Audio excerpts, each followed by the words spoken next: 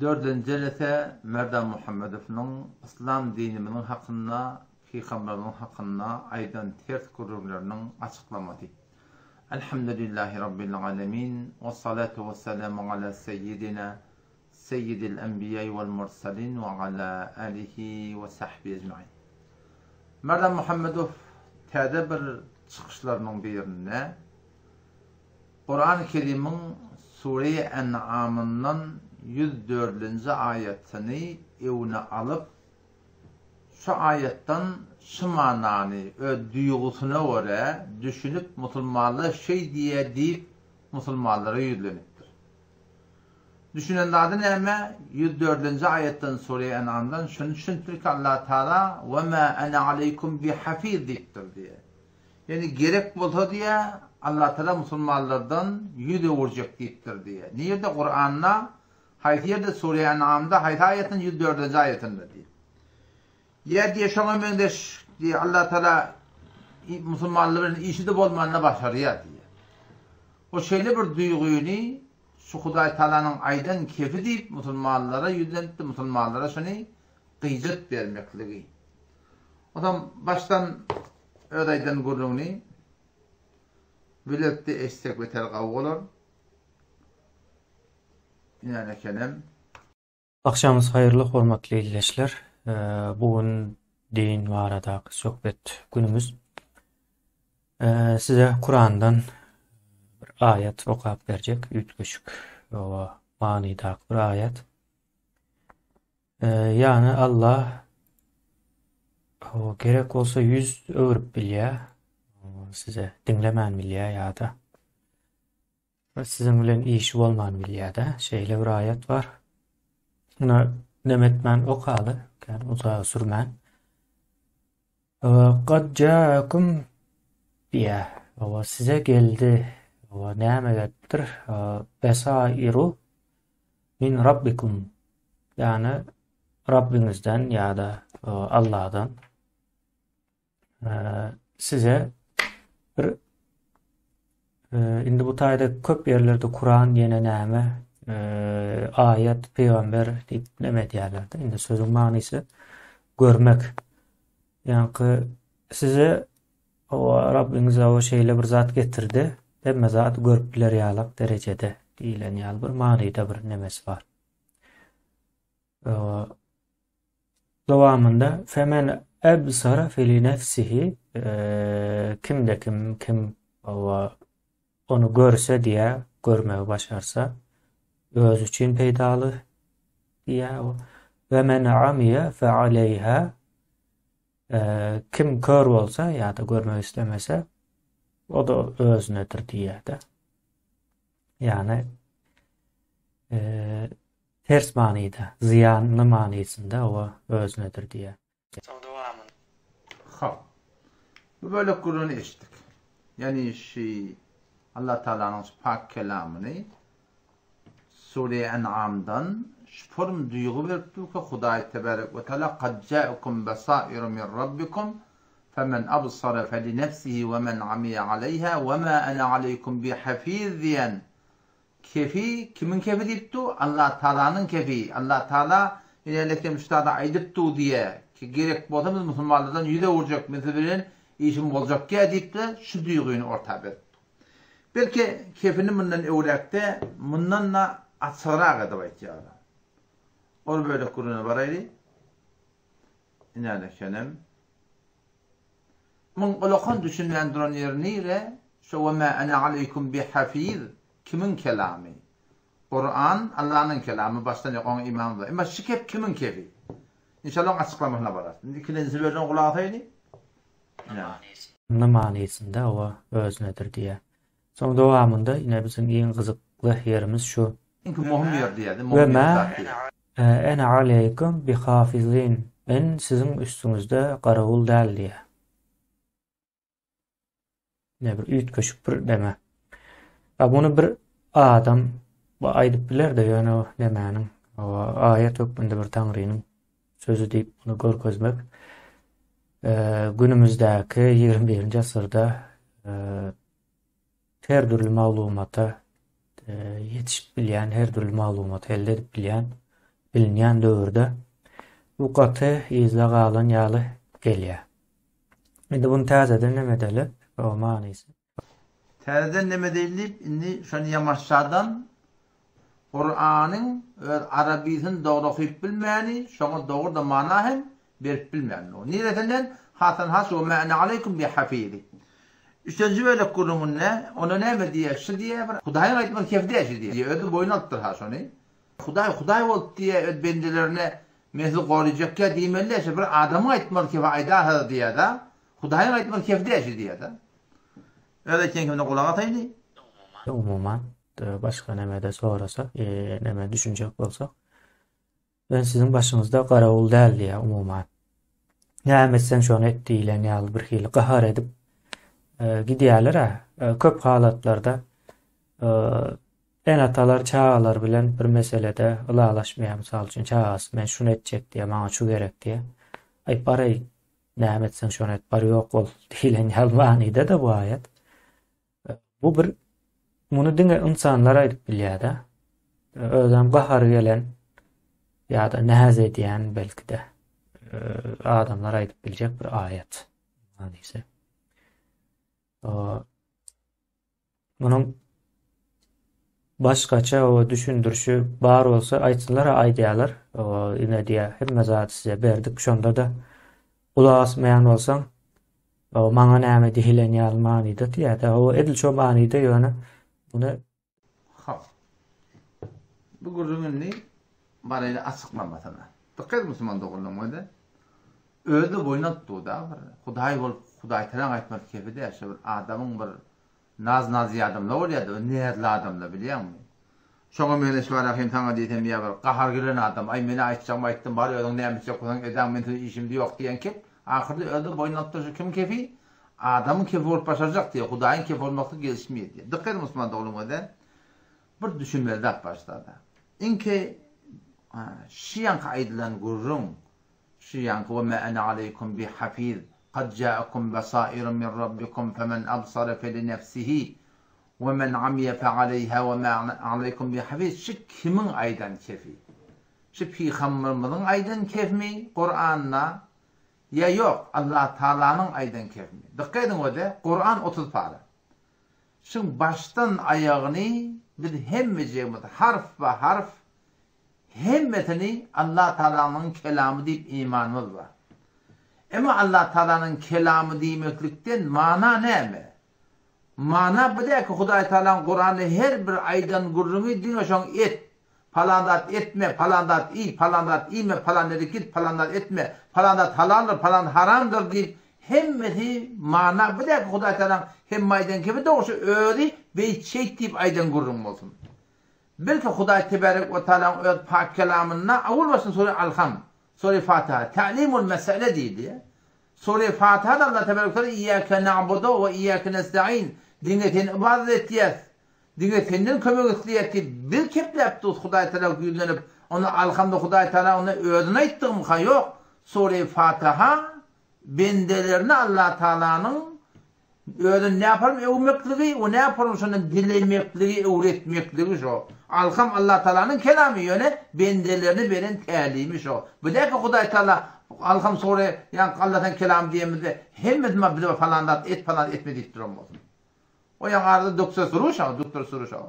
Yani heyf yani wagan heli şunu düşünmekdir ki Allah Taala'nın Kur'an, Allah Taala'nın kelamı diýende şundan mana näme? Şunu heli gynatykda düşünmekdir yani. Ya dikkat edin hemen o şu Sure-i Luqman mı? Sure-i Luqman Allah Taala'nın kelamı. Ne manası var? Yani Luqman aleyhisselam'ın şu zamanla ödü bilen oğlun şonun arasında bolan gurrunu ya bunayya yog'jum aqimis salat ve'mur bil ma'ruf ve nha anil munkar. Luqman aleyhisselam aydan kefini Allah Taala öz pak kelamı bilen bize indiripdir diýip aýtdygy. Bu da ki Luqman aleyhisselam aydan kefide Allah Taala'nın marakyny oğluna aydan kefi boldy. Ya zaman kay ashab-ı kahfte gelýär da. Ashab-ı kahfın dastanı gelýär. O qala qailun minhum kam labistum diýär. Şonuň bir aýtdy diýär. Näçe güýmendiň aşy qarda? Qalu labisna yawman aw ba'da yawm. Birunyň migdary diýdi. Şu kep kimin kefi? Şu kep baştan ya Kur'anyň baştan ya Allah Taala'nın kelamı. Ýöne şu kep aýdyp duran ashab-ı kahfın adamlary. Şudur bilemez yanlardı. O şuna meyneş Sure-i Meryem ma. Qalet inni a'udhu bir-Rahman. Şu taada qalet Meryem sen Hazreti Cebrail sen anından gelen men Hudaýy tığınyan maňa bir teleke hasselama diýen gurun var da. O bir adam gelip aýtdy, "Bu näme Hudaý Taala'nın kelamy diýip duran qalet ba içinde?" Qalet diýip hele aýtdy diýipdi. Siz Allah'ın kelamı diýip aýtýarsyňyz. Ay gonuňa döneň. Samsyk diýmejek bolýan baba. Allah tebarek we taala şu Meryem salamyň gurruny öz pak kelamyna, öz kelamy bilen indiripdir şonu. Şunu düşünmeliler, ya, şunu düşünmeli. Ya mana şu wagt Kur'an'da Rabbena ne var? Rabbena amennâ faghfir lana zunubana. Şu Kur'an Allah'ın kelamı. Şu Rabbena ne? Kur'an'da 40 tane Rabbena var. Yani manası ki Hudaý Taala şu taada gawuryan bendelerinin destarlarını getirip şunun etdiyen dualarını aýdypdyr bide. Bu da ki Hudaý Taala ödünün dilek. Manası yok tabii, ödünün dilekdir, manası yok. Ya Hudaý Taala kafirlerin başına gelecek ýagdaýlary, hatta kafirlerin aýtjak keplerini o dünyada aýtjak keplerini, öljek wagtyny aýtjak keplerini aýdypdyr. Ýene Hudaý Allah Jelle Jelaluhu şu hemme bolan ýagdaýjylary ki boljak ýa bolupdyr, şunu öz pak kelamy bilen indiripdir diýip aýtdy. Sadece metal bolsam, men hamaşa amallahun ineleke men öýüm, ineleke men sada bir kitap ýazmaly bolsam, men kitap ýazsam oglum beýdidi, gylym beýdidi, onym beýdidi, men şunu ýadyň. Soram näme diýse Allah amallahunun ýazan kitap diýilýär. Ama şunun içinde adamın aydın kefi var. Kur'an'la baştan ya Allah Celle Celaluhu'nun kelamı. Ama şu Kur'an-ı Kerim'de Hudaý Tebarek ve Teala öz bendelerinin söz açan yeri var. Indi de gurunçta da şu 104. ayet-i Sure-i En'am'da götürür. Şu Hudaý Teala'nın Kur'an'la kimin kefi edip aydırttır şunu. Kur'an Allah'ın kelamı, o imamı var. Şimdi kaydın Kur'an'a var. Sure-i En'am şu kep. وَمَا أَنَا عَلَيْكُمْ بِحَفِيظ diye. Men size hafizler, men sizin goruygucunuzda diyen kep. Şu kimin kefi? Kur'an'ı iki yerde gelipdir. Şu peygamberlerin kefi şey. Hafiz Allah Teala. Bu taada Muhammed Mustafa sallallahu aleyhi ve sellem'in aydan kefi 104. ayette. Ve nelekem Sure-i Hud'da da 86. ayette aynen Şuayb aleyhissalatu vesselam'ın ağzından şey söyle Hudaý Teala pak kelamını getirdi. Bakiyetullahi hayrun lekum in kuntum mu'minin ve ma ana aleykum bihafiz diye. Şöyle böyle sana davet veriyor. Kulak atsınız. Hudaý Teala'nın size bir çekimde, dadında hıyanet etmeyin. Şu Hudaý Teala'nın size bir baki koyuyan size hayırdır. Men aýtdygyma kulak atmasaňyz. Ve ma ana aleykum bihafiz diye. Men size hafizler diye. Men sizin goruygucunuzda diye. Men sizin garagulunuz diye. Ettiňiz ödümleýän, etmesiň ödümleýän. Peki kimin kelamı bolýarsa da aynen Hud aleyhissalamyň 86. ayetinde şikep Şuayb aleyhissalam kefi bolýar diými? Bu taada Sure-i En'am'da da 104. ayet kimin kefi? Muhammed Mustafa sallallahu aleyhi ve sellem kefi. Ne yaparım bilmeli onu? İnerken vade. Şu Kur'an şu. Elhamdülillah men hafızı Kur'an. Hudaý Teala tawfik berdi şu 30 para Kur'an'ı Hudaý Teala men ýat tutupdyr maňa. 3 yılda zahmet çektim şu Kur'an'ı baştan yak tuttum elhamdülillah ve minnet. İnerken vade tekkilinci paran başlaganda gelen gurun şun aýtýan ayeti. Bula tekkilinci para ine. Bundan başlaýar da inerken 7. paran en soňunda. Şu kep peygamberimiň kefiligini näce biljek? Ine vade o seferinden o baştan gaýtýan peygamberimiz Allah Teala sen peygamberiň dilinden innallaha falikul habbi wen nawa. Şäni ýaryan, denäni ýaryan Allah Teala diye. Allah Teala öğreydine kadar başka bir aydipdi. Falikul isbah daňatyryan Hudaý Teala diye. Men daňatyryan nime Hudaý Teala? Daňatyryan Hudaý başka birinin sözünden tedaşylyp durýardy.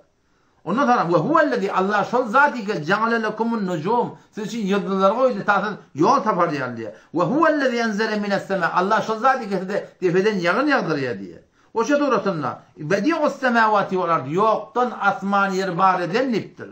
Zalikumullah şer'et yani Allah diyorlar. Rabbukum sizin Rabbiniz diye. La tudrikul absar gözler onu görebilenak. Ve hu yudrikul absar Allah gözleri görüyor. Ve de Peygamberimiz Allah Teala'nın evuptu. Sonra ne diyor? Ahir kep şu da. Kad ja'akum basairu min rabbikum ey ümmeti Muhammed. Sizi ki var min davetin kulağa tiyatının katten siz için geldi. Basairu gözün açıyan dağıtları, deliller geldi kim taraftan? Min rabbikum öz Rabbinizin tarafından. Allah Teala min indirdi diye ama o da başka bir keple yaptı kim? Muhammed Mustafa sallallahu aleyhi ve sellem.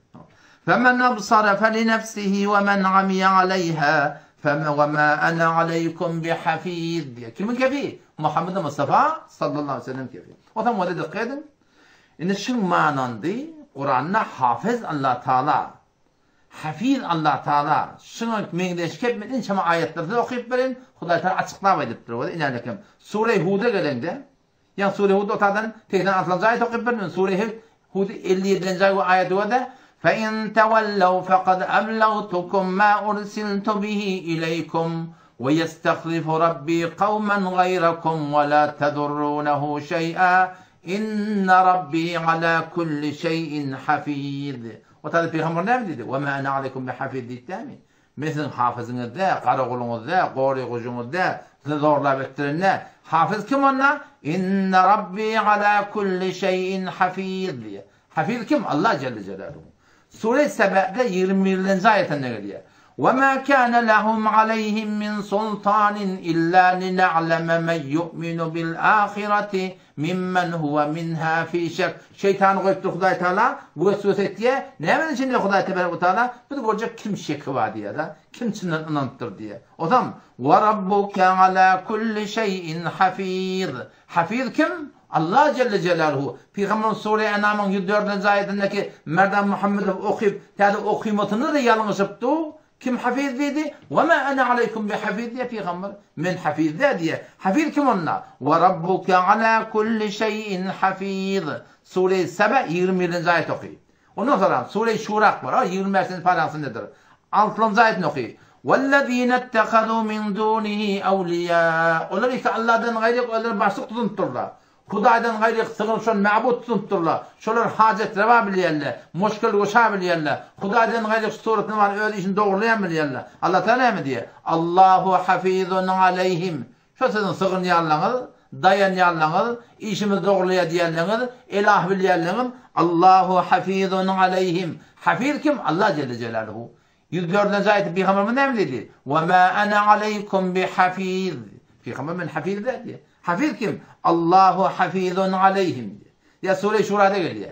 فَاِنْ اَعْرَضُوا ey Muhammed Mustafa eğer senden yüze vursalar, tenaydan davetin kabul etmeseler, فَمَا اَرْسَلْنَاكَ عَلَيْهِمْ حَفِيظًا.